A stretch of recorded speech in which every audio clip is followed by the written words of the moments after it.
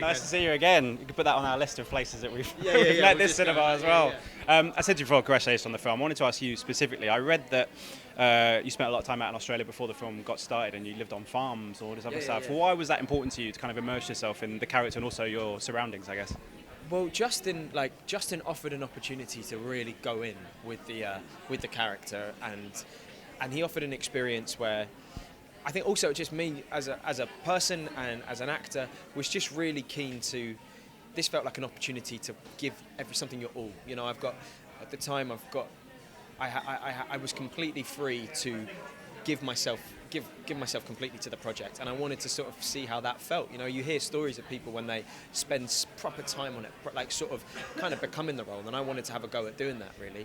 And so Justin gave me this huge to-do list of films to watch, music to listen to, books to read, and then he was like, I want you to work on a station, I want you to ride horses, I want you to write every day as Ned, I want you to change how you look, I want you to chop wood, do all of these things so that you can have a physical understanding, so that you can embody the role. And even if a lot of the stuff literally didn't wind up in the film, it's all in little moments kind of come into the texture of the character. Did you find anything in sort of research, anything about the real Ned Kelly, about things that maybe surprised you about?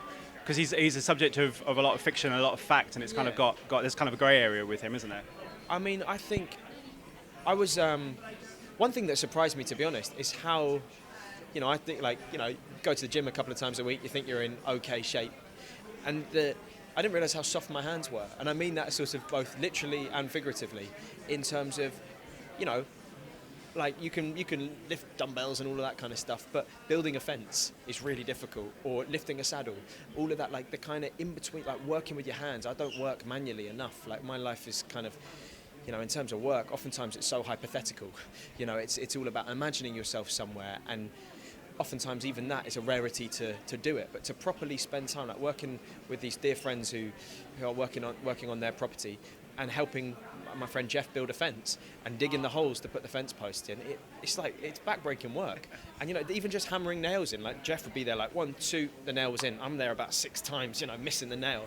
And that kind of like manual understanding, like that toughness and that kind of manual like physical awareness of yourself is something that whatever the reality of the man that Ned was, I'm sure that he would have had it's said that he had a profound level of that, and that was kind of quite inspiring and shocking. When you actually do the things, you're like, oh yeah, I could ride a horse, but actually when you do it for a day, to think that he did that all day, every day, that's pretty tough. And also, sorry, the last thing is to wear the armour. Like we were wearing the armour, and it was the armour that we wore was about a third of the weight that they wore, and it was bloody heavy. And I can't remember how many times he was shot, but he was riddled with bullet wounds by the end, and he was climbing off and on horses with all of that, with the gear, in the cold of winter, eating barely anything. Like the strength of those men physically. Another thing was when we wore the armour, and we also made a draft version of that armour that was like almost the weight that.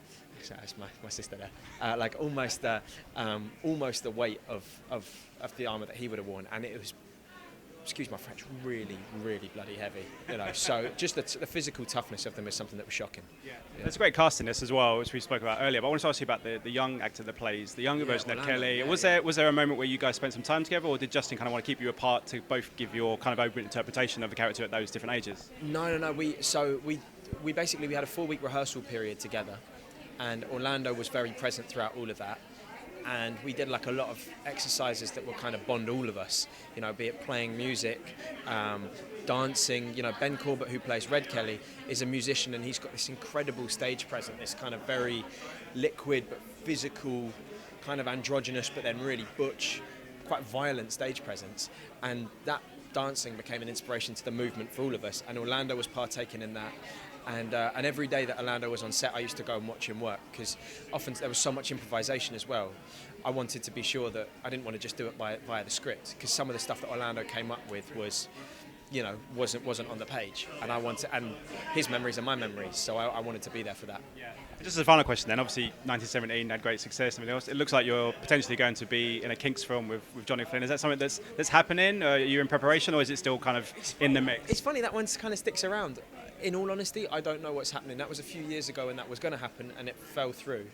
So I don't know. I've not heard anything myself. So yeah, I genuinely don't know, I'm afraid.